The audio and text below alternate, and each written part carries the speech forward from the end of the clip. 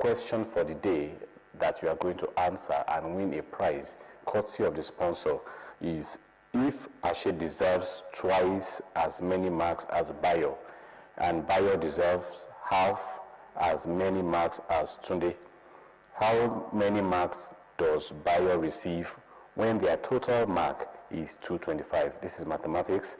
If Ashe deserves twice as many marks as Bayo, and Bayo deserves half as many marks as Tunde, how many marks does Bayo receive when their total mark is 225? If you know the answer, pick up your phone and call. You can go to our Facebook page too, and let us know what your answer is, and you'll get surely get your prize. We'll take this very short break. My guest is already around, and I'll let you know who he is, then we'll set the ball rolling.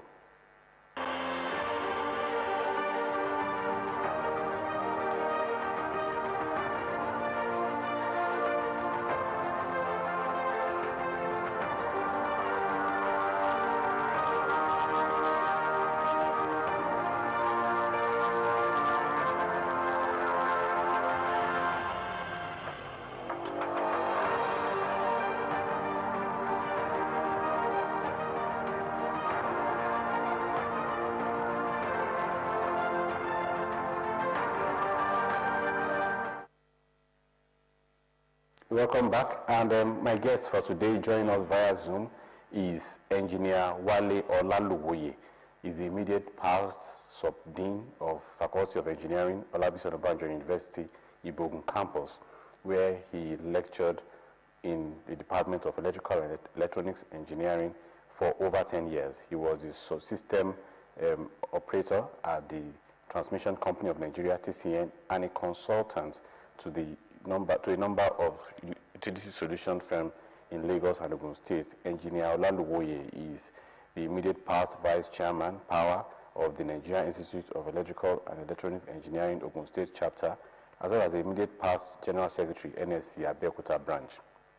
He serves in a number of collaborative committees for development of engineering between Nigeria and other foreign countries. He takes delight in helping and mentoring young engineers and to be the best in their game. And Engineer Wale currently works as an electrical engineer in a multinational company based in Scotland, England, where he is helping in designing a new net zero carbon environment for the United Kingdom.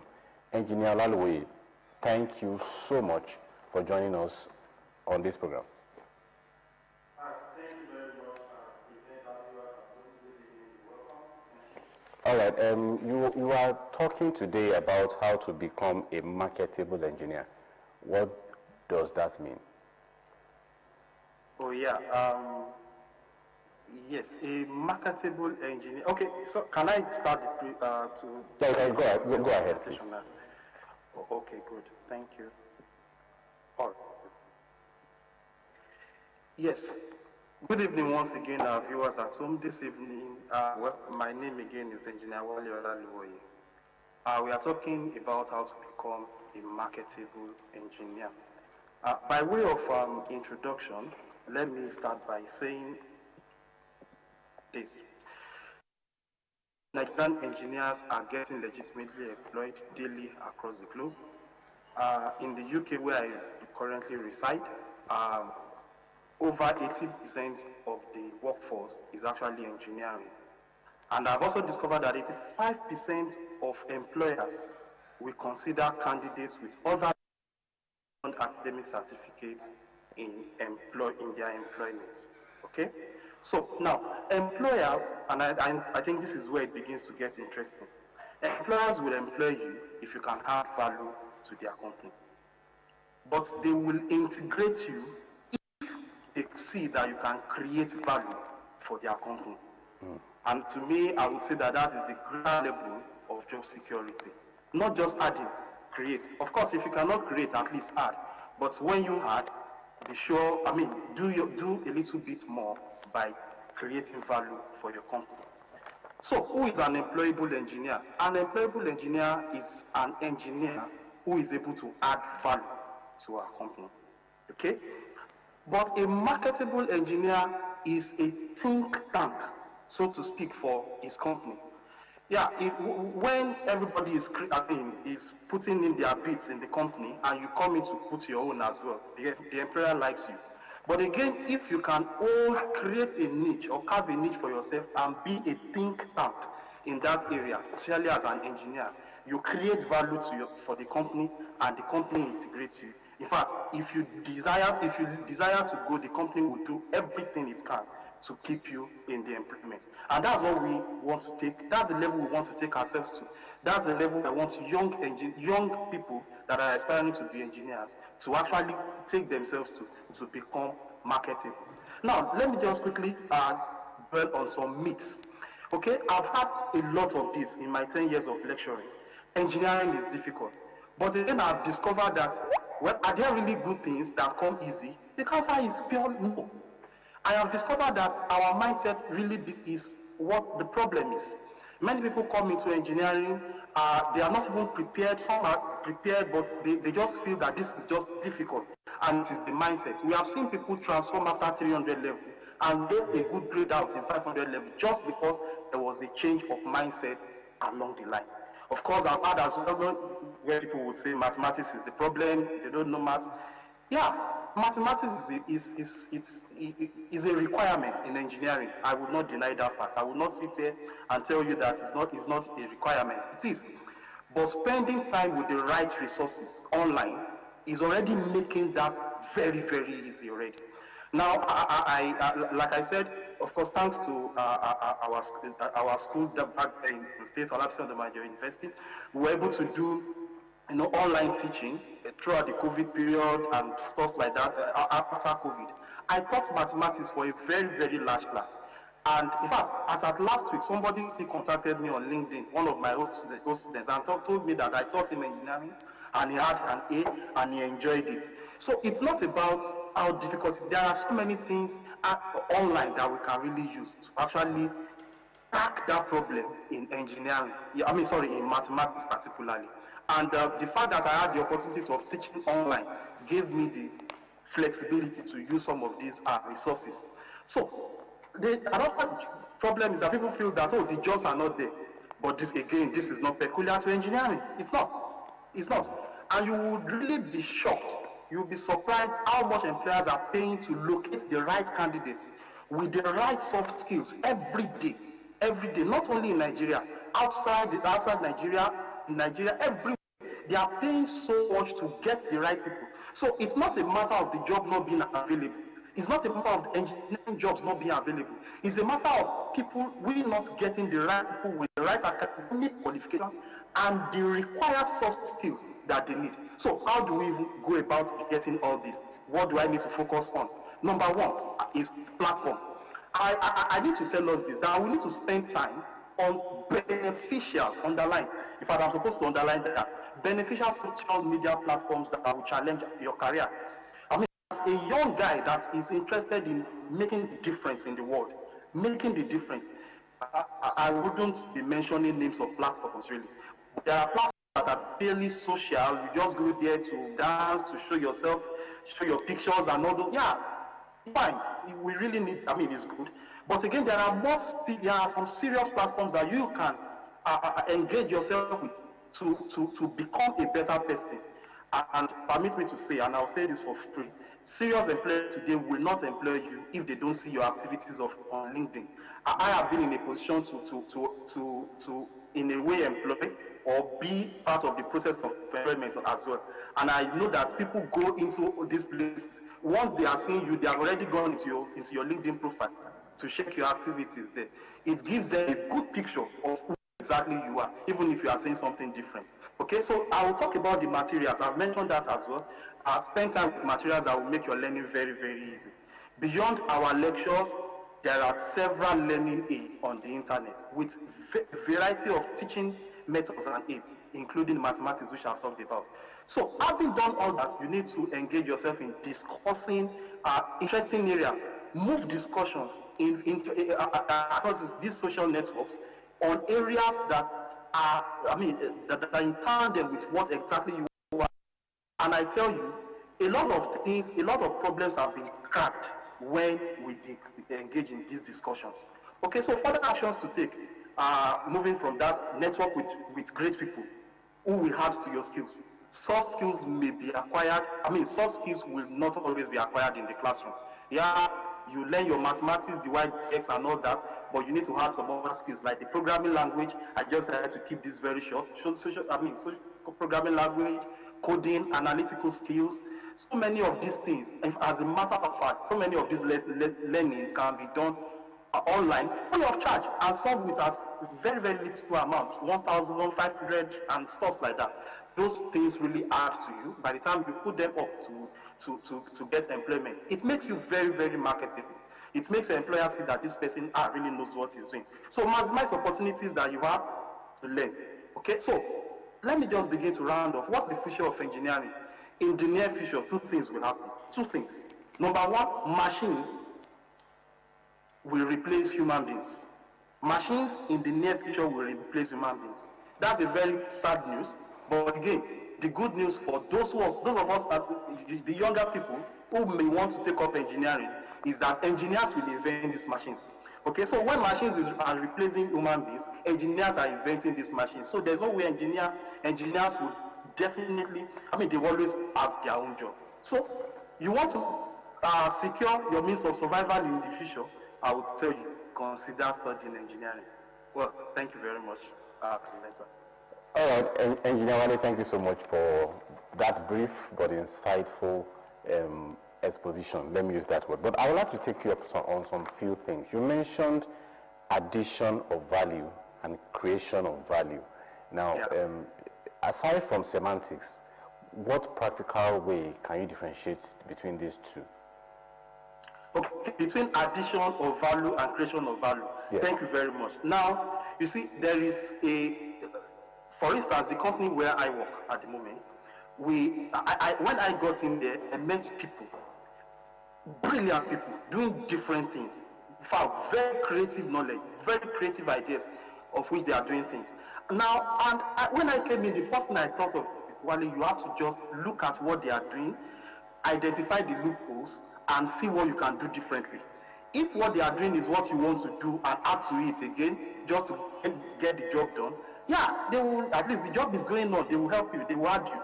But again, if you give them a different way of doing it, you become very, very valuable. You become, you are creating a value that they don't have, and if they have to create a department to solve that problem, they will probably be tipping you to be the head of such a department.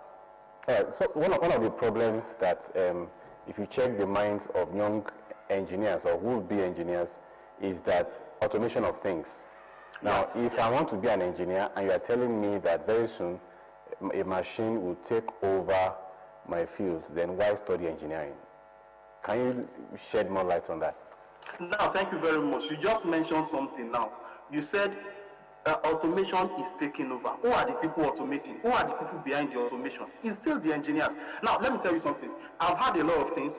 We talk about biomedical engineering. We talk, in fact, financial engineering. That's one of the things I've had recently. So even the accountants, whatever accounting they are doing, will still be doing, going forward. It's already here, but innovations are coming up generally everywhere now, where these things are being automated. But there are people behind, backstage, making this automation possible, and that is where the engineers are actually working. So when the works generally machines begin to take over the jobs of every other person, those people that will be inventing those machines are actually the engineers. So they will never get out of jobs. All right, Engineer, please hold your breath. I'd like you to share your face now. We need you to see your face now. Oh, okay, good. You can do that. Thank you. All right, so you can go ahead, please. Oh, yeah, thank you very much. Yes, I just said, if I have to just repeat myself since the engineer, generally, machines will replace people. Machines will replace accountants. Their jobs will be automated. The jobs of even medical doctors will be automated. If you get to a pharmacy shop today, for instance, a robot could answer you and then prescribe drug to you in a way. But who are the people behind this automation? Is actually the engineers. So the bottom line is this: while machines will be taking over the responsibilities of other professions, the engineers that will be the ones to actually be behind the machines will definitely be on the job. So if you want to secure your future, I say once again, if you want to secure your financial freedom or your economic freedom for the future, consider studying engineering. All right. I'd like to ask you how. Okay. Yeah. I'd like to. We have a caller. Okay, we've lost that call. I'd like to ask you about networking. Is there a role that networking will play in making an engineer marketable? Yes, networking plays a very, very important role in making an engineer. You see, that no matter your skills, no matter your knowledge, no matter what you have or what you know, if you don't have the right people to help you to get these ideas out, then you remain where you are. So, for instance, I am at the moment, I have some I mean, there were some jobs I was working on that requires me to actually make some mechanical stuff. I am an electrical engineer.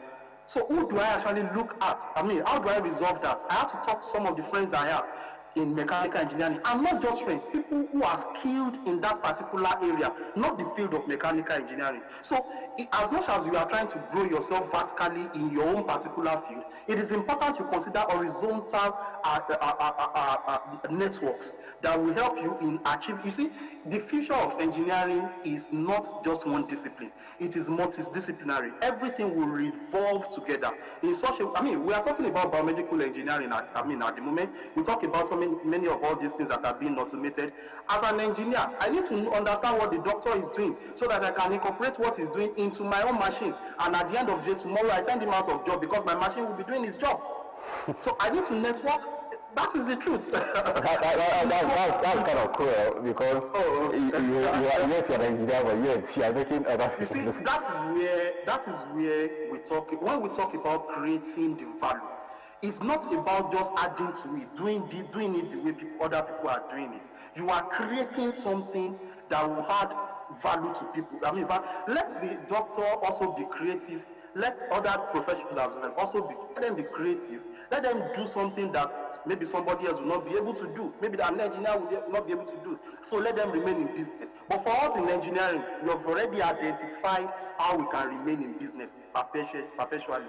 And that's what I'm just presenting to you. All right, you said something. I'd like to ask you two questions in one. First of all, you said mathematics is simple, if I get you right. Yeah, well, I wouldn't. Let me rephrase by saying you say mathematics can be understood. It's not as difficult as it seems. It's not where did you derive that confidence from? Okay, we have a caller. Hello. Please hold your thought. I'll get back to you. Hello. All right. Hello, good evening. Good evening, Kelvin. How are you doing? I have a question. All right, go ahead with the question. The present situation in our country, because that some countries that when we study them, we think we are nowhere to go.